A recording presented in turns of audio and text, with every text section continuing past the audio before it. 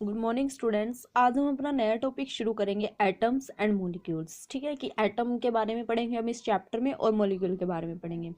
पहले हम इसका मतलब कि इंट्रोडक्शन पढ़ लेते हैं कि जैसे कि ना आप अपने सराउंडिंग में देखते हो sugar, salt, sand, diamond, graphite etcetera, ये सारे के सारे क्या होते हैं आपके मतलब कि सारे काइंड ऑफ मैटर्स हैं। ठीक है, मैटर को आप क्या बोल सकते हो, पदार्थ बोलते हो, हिंदी में बोलते हैं पदार्थ। जो इंडियन फेलोसफर हुए, मान के चलो कि महर्षि कानन थे, उन्होंने क्या बोला था, अगर हम मैटर को डिवाइड करते हैं पदार्थ को तो हमें क्या मिलता है, हम स्मॉलर एंड स्मॉलर पार्टिकल मिल जाता है हमें। जैसे हमने एक चौक लिया, हम चौक को क्या कर रहे हैं, ब्रेक डाउन कर रहे हैं।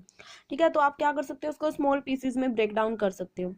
Ultimately we will get the smallest particle of the matter, हमें सबसे छोटा पार्टिकल मिल जाएगा मैटर का, जिसको आप क्या नहीं कर सकते, फर्दर डिवाइड नहीं कर सकते। तो इस फिलोसफी के उस पर हम क्या बोल सकते हैं, जो कांट था उसने क्या बोला, one of the most first person था वो, जिसने प्रपोज किया था कि जो मैटर है वो बहुत स्मॉल पार्टिकल से मिलके बना हुआ है। वो पार्टिकल का नाम क्या है, हमारा परमाणु है। फिर उसके बाद जॉन डाल्टन आया, उसने बोला कि जो पार्टिकल्स है ना, उन पार्टिकल्स का नाम जॉन डाल्टन ने क्या दे दिया, एटम दे दिया।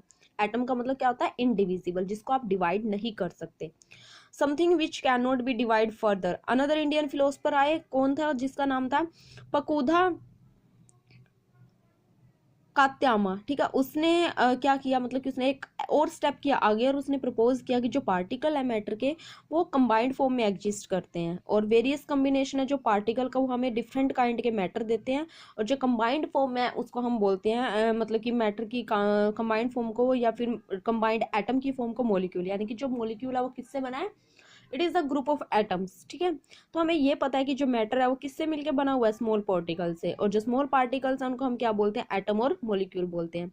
जो डिफरेंट काइंड के एटम और मॉलिक्यूल है उनकी डिफरेंट प्रॉपर्टी होती है, और क्या होता है उनका, क्यों होती है, क्योंकि वो डिफरेंट टाइप के मैटर से मिलके बने हुए हैं और वो डिफरेंट प्रॉपर्टी शो कर रहे हैं, इसलिए। ठीक है, इसलिए हम उसको बोलते हैं कि उनकी क्या डिफरेंट प्रॉपर्टीज है। उसके बाद आपको पढ़ना लॉ ऑफ केमिकल कॉम्बिनेशन। ठीक है, आपको 3 लॉ पढ़ने हैं, 3 इंपॉर्टेंट लॉ है इसके। फर्स्ट तो है law of conservation of mass, यानी कि जो हमारा मास है वो कंजर्व रहता है, यानी कि जितना मास आपका अर्थ पे उतना ही मास आपका कहाँ पे होगा, आपका मून पे जाके भी उतना ही होगा। ठीक है, लॉ ऑफ कांस्टेंट प्रोपोर्शन और लॉ ऑफ मल्टीपल प्रोपोर्शन, ये आपने 3 लॉ के बारे में पढ़ना है।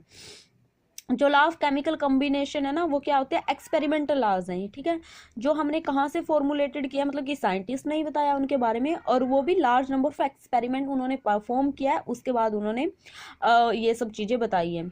तो उसके बाद जो एक्सपेरिमेंटल लॉ है, ultimately led to idea of atoms being as smallest unit. हम पहले ही बोल चुके हैं कि जो हमारा एटम है वो सबसे स्मॉलेस्ट यूनिट होती है मैटर की।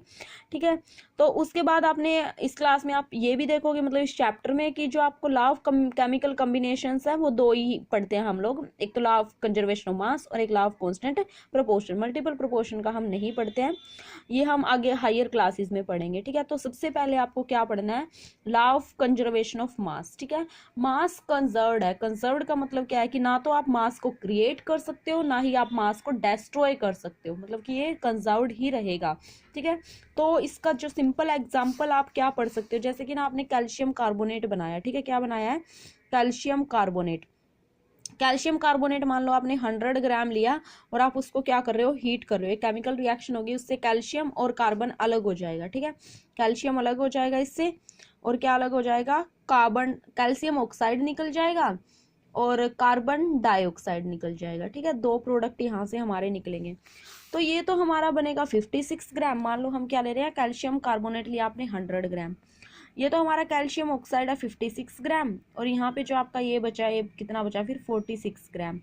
आप इन दोनों को भी जोड़ोगे तो आपका 100 ग्राम ही आएगा। तो आप जो केमिकल कॉम्बिनेशन का लॉ, उसको sorry, law of conservation of mass है, तो क्या होता है, जब भी कोई केमिकल, आपको पता है ये आपकी क्या हो रही है, एक केमिकल रिएक्शन है। ठीक है, तो जब भी कोई केमिकल रिएक्शन होती है तो उसमें क्या होता है, जितना मास आपके प्रोडक्ट का आएगा उतना ही आपका क्या होता है, रिएक्टेंट का होता है। यानी कि मास जितना आपने रिएक्टेंट में लिया था, रिएक्शन होने के बाद भी आपका जो प्रोडक्ट बना है उसका मास क्या है, कंजर्व्ड है, यानी कि मास चेंज नहीं होता है। ठीक है, इसलिए हम बोल रहे हैं कि जो मास आपका वो क्या है, आपका कंजर्व्ड रहता है, हमेशा ही वो क्या रहेगा, बिल्कुल, there is no change of the mass during the chemical reaction. This means जो मास आपका वो सेम रहता है, यानी कि कंजर्व्ड है। ठीक है, इससे हमें law of conservation of mass का पता चल गया। ठीक है, तो इस चीज़ से देन आप क्या करोगे, आपको जो आपका नेक्स्ट है, आपको एक एक्सपेरिमेंट करना है कि आप वेरीफाई करोगे एक्सपेरिमेंट से कि law of conservation of mass होता है। तो इस एक्टिविटी को हम नेक्स्ट